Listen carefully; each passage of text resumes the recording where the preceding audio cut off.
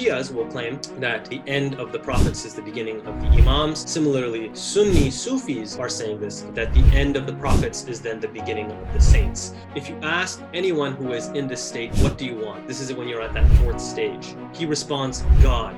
And if you ask him, what do you say? He replies, God. If you ask him, what do you know? He replies, God. He is of God, by God, for God, and with God. He has lost his identity and has no bearings. If you ask him, who are you? He cannot even reply, I, myself, because of the domination of divine secrets on him. Such is the reality of ecstasy, of finding. When he attains the zenith of proximity, he can no longer say even God.